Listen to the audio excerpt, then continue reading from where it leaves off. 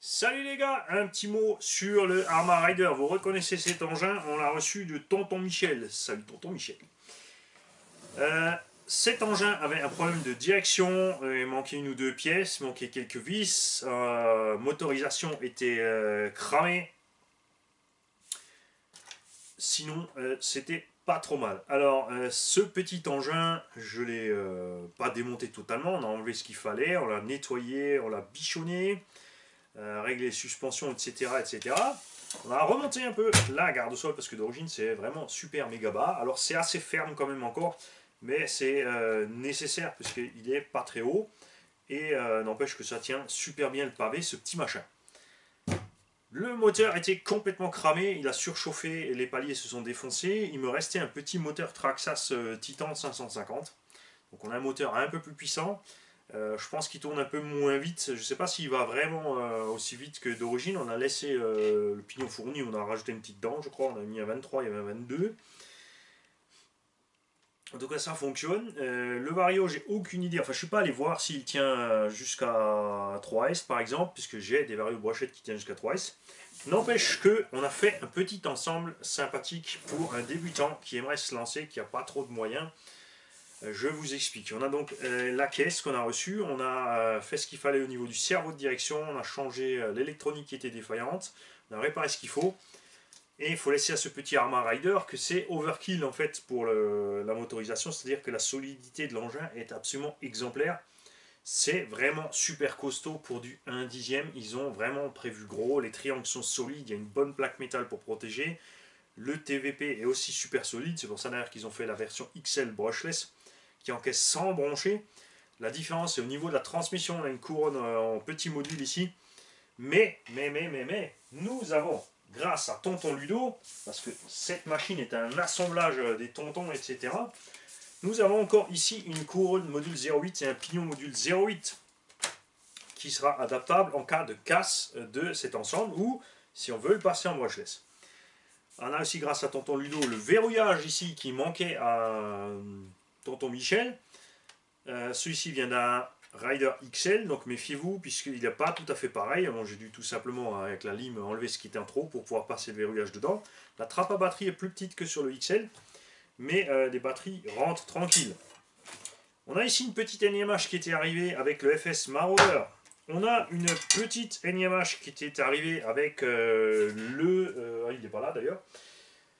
Le HPI Jumpshot du petit cornichon. On a une 8.4 3000 qui est arrivée aussi avec le jump shot du petit cornichon ou un autre modèle. On a un chargeur automatique NIMH offert par French RC Garage. La radio d'origine en 2,4 GHz. On a donc ici un super petit pack pour débutants pour se lancer. Une fois qu'on est habitué, on peut passer en brushless pour pas très cher. Je donnerai si besoin, si la personne qui l'a acquéri veut aller plus vite, les liens nécessaires. Ça coûte 35-45 euros un combo brushless pour aller assez vite avec ce genre de petit engin. Les pneus sont en bon état, l'engin est en parfait état de marche.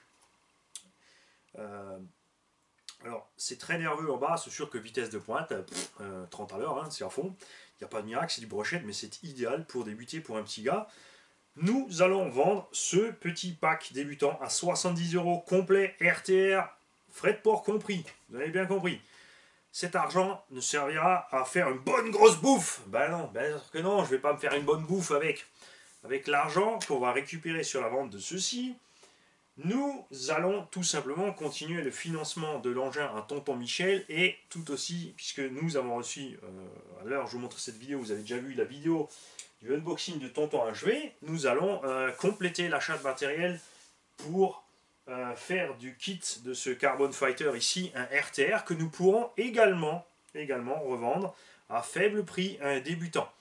Et avec cet argent aussi que nous allons récupérer sur la vente du suivant, nous allons réparer un autre, et un autre, et un autre, et un autre, et ainsi de suite. Faire chaque fois des véhicules, je vous avais déjà parlé de ce principe, pour débutants, à des prix défiant toute concurrence, fiables, avec toute l'assistance technique du garage derrière, de l'aide de partout, puisqu'il y a tous les tontons et tout le monde et tous ceux sur la chaîne qui sont prêts à s'entraider.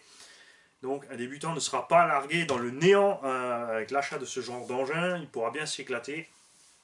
Et ensuite, il en fera ce qu'il veut. Ça sera le sien, puisqu'il l'aura payé. Et nous, ça va nous permettre, je le répète, de fabriquer avec toutes les pièces que je reçois à droite, à gauche des gens. Il y a de plus en plus de gens qui m'envoient du matériel. On va pouvoir faire des tombolas, on va pouvoir faire des petits engins comme ça à prix vraiment très faible pour réparer d'autres engins, racheter du petit matériel, etc., etc. En fait, pour autofinancer la fabrication de petits engins pour les débutants tout simplement. Voilà. Moi je trouve ça génial, donc merci à tous les tontons, merci à tous ceux qui envoient ne serait-ce que des petits trucs de rien du tout, des varios brochettes qui traînent dans un coin, un petit moteur qui traîne dans un coin, des pignons qui servent plus. On peut tout utiliser pour mettre en selle les gamins et moi ça m'éclate. J'ai vu ce matin en allant sur Facebook la photo de Léa qui a gagné donc le FS Marauder grâce à son papa.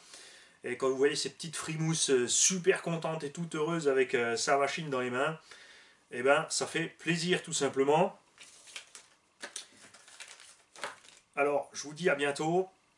Contactez-moi si vous voulez ce petit engin. C'est sûr que si j'avais pu avoir ça à la place de mon grasshopper qui m'a payé, que j'avais payé une fortune à l'époque, et ben j'aurais clairement pris ça. C'est infiniment plus solide, plus performant. Ça tient mieux la route, il y a des vrais amortisseurs hydrauliques, c'est absolument génial. Voilà. Puisque d'ailleurs 70 euros c'est le prix de vente d'un grasshopper réédité à poil en kit. Et là vous avez un RTR complet avec les batteries, le chargeur, la radio. Ah, salut les gars!